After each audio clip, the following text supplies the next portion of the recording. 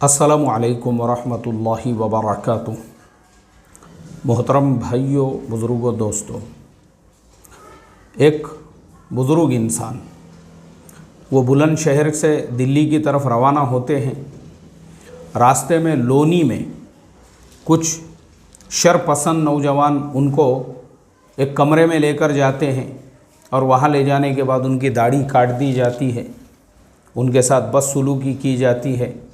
और उनसे नारे लगाए जाते हैं और उनके साथ ज़ोर ज़बरदस्ती की जाती है। ये इतना शर्मनाक वाक़या है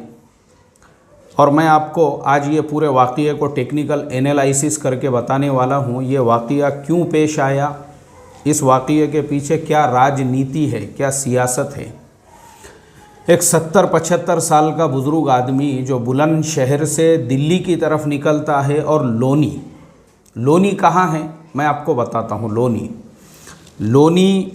ये जीटी रोड पर वाक़ है। एक छोटा सा तालुका है लोनी जो जीटी रोड पर, और जीटी रोड हमारे मुल्क का सबसे पुराना हाईवे, जिसे शेर शाह सूरी ने जो है बनाया था, उसी को जीटी रोड कहा जाता है। वो जो जीटी रोड है बहुत बड़ा हाईवे है और वहाँ से जो गुज़रने वाले लोग हैं, अभी हमने देखा पिछले दिनों में दिल्ली से जो मज़दूर पैदल यूपी बिहार, क्योंकि जीटी रोड ही वो रोड है, पूरा यूपी दिल्ली में जो आता है जीटी रोड से, पूरा पंजाब आता है जीटी रोड से, ऊपर के जितने भी स्टेट हैं यानी नॉर्थ इंडिया के बाकी के जितने भी स्टेट है, चाहे जम्मू कश्मीर, लद्दाख, हिमाचल प्रदेश, कुछ भी हो, अगर उनको दिल्ली आना है तो वो रास्ता जीटी रोड का ही है और जीटी रोड पर ही वो लोनी जो छोटा सा कस्बा है, छोटा सा तालुका है। अब ये राजनीति क्यों खेली गई? ये सिर्फ हसद और जलन की वजह से। क्योंकि क्या हो गया कि अभी पिछले दिनों में हमने जो देखा कि हज़ारों मज़दूर जो दिल्ली से, दूसरे शहरों से, उत्तर प्रदेश और बिहार के दीगर इलाक़ों में जा रहे थे, उनके जाने का रास्ता वो जीटी रोड ही है। लोनी के मुसलमान, गढ़ मुक्तेश्वर के मुसलमान, हापुड़ के मुसलमान, ये सब शहर उसी रोड पे आते हैं। वहाँ के मुसलमानों ने जो रास्ते से गुज़रने वाले मज़दूर लोग थे, उनको खाना खिलाया, उनको पानी पिलाया, उनको इतना उनके साथ में हुस्न सलूक किया कि ये बहुत सारे लोग जो मुसलमानों के बारे में नफ़रत का बीज बोने में अपनी पूरी एनर्जी और सलाहियतें लगा रहे थे, एक झटके में अल्लाह ताला ने उनकी सारी साजिशों को, प्लानिंग को, प्रोग्राम को फेल कर दिया। और जो जाने वाले मुसाफिर थे उनके इंटरव्यूज़, उनके वीडियोज़ और यहाँ तक के बड़े बड़े जो हॉलीवुड, अपने बॉलीवुड के जो हीरोज़ हैं, हीरोइंस हैं, जो सेलिब्रिटीज़ हैं, उन्होंने बाज़ाब्ता ट्विटर के ऊपर ये ट्वीट किया और उन्होंने ये कहा कि रास्ते में मुसलमान अगर गुज़रने वाले मुसाफिरों को पानी नहीं पिलाते, उनको खाना नहीं खिलाते थे, तो ये जो मरने वालों की तादाद है, जो तकरीबन 1000 से ज़्यादा जो पैदल जाने वाले लोग थे, उनमें से लोग मर गए, उनका आंकड़ा तो हज़ारों में होता था। लेकिन ये मुसलमान ही थे जिन्होंने रास्ते से गुज़रने वालों को पानी पिलाया, रास्तों से गुज़रने वालों को खाना खिलाया। और ये कौन से मुसलमान हैं जो मैं आपको बता रहा हूँ? दिल्ली से जो हाईवे जाता है लोनी, हापुड़, गढ़ मुक्तेश्वर और उसके आगे और भी बहुत सारे गांव होंगे, उसके आगे जो भी शहर आते हैं, लेकिन हर बस्ती के, हर शहर के मुसलमानों ने इस तरीक़े से रास्ते से गुज़रने वालों के साथ जो इकराम का और प्यार का और मोहब्बत का जो हुस्न सलूक उनके साथ में किया, उसकी वजह से जो मुसलमानों के बारे में नफ़रत का इन्होंने पूरा माहौल बनाया था, वो ख़त्म होने लगा। उसके बाद फिर कोरोना की दूसरी लहर आ गई और दूसरी लहर आने के बाद क्या हो गया, हमने अपनी आंखों से देखा, हज़ारों नाशे,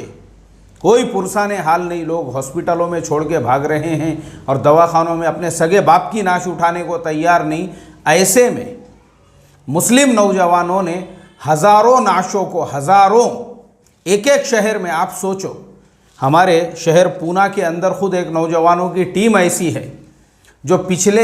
1.5 साल से यही काम कर रही है। चाहे मुसलमान हो, हिंदू हो, क्रिश्चियन हो, किसी भी समाज धर्म का मानने वाला हो, उसकी नाश को, उसकी मैयत को हॉस्पिटल से उठाना और उसको उसके जो है कब्रस्तान तक या शमशान गाह तक पहुंचाना, ये हमारे नौजवान खिदमत अंजाम दे रहे हैं पिछले 1.5 साल से। आप सोचो, जब हमारे शहर में 1.5 साल से दे रहे हैं, ऐसे ही पूरे मुल्क के अंदर अलग अलग शहरों में, जैसे हमने इंदौर के, लखनऊ के और मथुरा के, आगरा के और इसी तरह से गुजरात के अंदर भी दाहोद वगैरह की ख़बरें हमने पढ़े थे और सुने थे कि उन शहरों के अंदर भी इस तरीक़े से मुसलमानों ने हमारे जो हिंदू भाई है और दूसरे समाज के लोग हैं उनकी नाशों को उनके शमशान गाहों तक और कब्रस्तानों तक पहुंचाने का काम किया है। तो इससे क्या हो गया, पूरे मुल्क में जो इतने सालों से नफ़रत की खेती बोई जा रही थी, अल्लाह तबारक व तआला ने मुसलमानों की ये जो खिदमत है और ये जो मुसलमानों के अखलाक है उसके ज़रिए से उसको पूरी तरह से साफ़ कर दिया। लोगों के दिल में मुसलमानों के लिए हमदर्दियाँ बढ़ने लगी और लोग ये बात करने लगे। मैंने ख़ुद ट्विटर के ऊपर कई लोगों के ऐसे ट्वीट देखा जिसमें लोगों ने ये लिखा था कि ज़िंदगी में कुछ हो ना हो लेकिन एक मुसलमान दोस्त होना ज़रूरी है। कोरोना की बीमारी ने हमको ये सिखा दिया। लोग ऐसे ट्वीट कर रहे थे कि कम से कम एक मुसलमान दोस्त अपने साथ में होना ही चाहिए। तो ये जो माहौल बना था ज़ातीवाद का और नफ़रत का, अल्हम्दुलिल्लाह ये ख़त्म हो रहा था मुसलमानों के अखलाक, मुसलमानों के किरदार की वजह से। अब क्या हो गया, अब मसला ये है कि उत्तर प्रदेश में आने वाले साल इलेक्शन होने वाले हैं और अगर ऐसा ही प्यार मोहब्बत का माहौल बना रहा और प्यार मोहब्बत का माहौल ऐसा ही चलता रहा तो फिर अगले इलेक्शन के अंदर क्या होगा, समाजवादी पार्टी, बहुजन समाज पार्टी और दीगर जो पार्टियां हैं उनके आने के चांसेस बढ़ जाएंगे। क्योंकि नफ़रत का माहौल अगर पूरी तरह से वातावरण बाकी रखना है भट्टी के अंदर आग लेवल में, तो उसके लिए फिर ऐसा कुछ ना कुछ करना पड़ेगा, नहीं तो पूरे स्टेट का जो जहन है, जो मानसिकता है लोगों की, वो तो डाइवर्ट हो जाएंगी समाजवादी पार्टी या दीगर पार्टियों की तरफ। तो इसके लिए वापस से ऐसा कुछ किया जाए जिससे दोबारा से नफ़रत का माहौल पैदा हो। इसके अलावा इसके पीछे और कोई राजकारण नहीं, कोई सियासत नहीं। मतलब मेरा ये जो मैसेज है ये हमारे जो मुसलमान भाई हैं उन लोगों को ये समझाने के लिए है, इस सियासत को, इस पॉलिटिक्स को समझो, इसके पीछे यही सियासत और पॉलिटिक्स छुपा हुआ है। इसलिए हमने ये सियासत को, ये पॉलिटिक्स को समझकर थोड़ा सा इस वक्त ठंडे दिमाग और शांत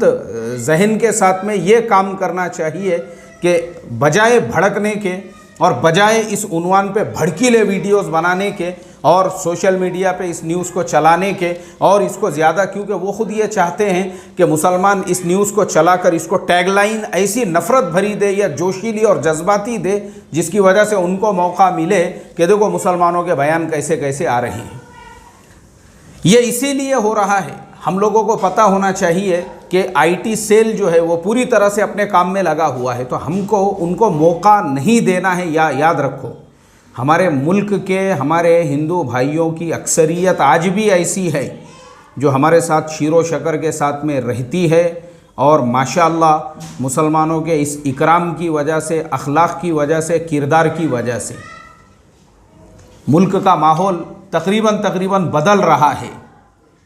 और हमारे अखलाक और हमारे किरदार लोगों के साथ में हुस्न सुलूक और हुस्न अखलाक वाले रहे। इंशाअल्लाह मैं समझता हूँ आने वाले इलेक्शन, उसके बाद के इलेक्शन तक मुल्क के अंदर जो है माहौल दोबारा से प्यार मोहब्बत अमन व शांति वाला बन जाएगा। ये माहौल को ख़राब करने के लिए और लोगों को गलत मैसेज देने के लिए एक बेचारे बुज़ुर्ग मुसलमान को पकड़ लिया गया और वो वीडियो बना के उसको वायरल सिर्फ नफ़रत फैलाने के लिए और आने वाले इलेक्शन के लिए स्टेज तैयार करने के लिए। तो मुसलमानों चौकन्ने रहो, सब्र व तहम्मुल से काम लो, जोश में जज्बात में नहीं आना है, बल्कि इस सियासत को, पॉलिटिक्स को, मक्कारी को, साजिश को, अय्यारी को समझना है। अल्लाह हम तमाम को समझ अता फ़रमाए। अस्सलामु अलैकुम व रहमतुल्लाहि व बरकातुहू।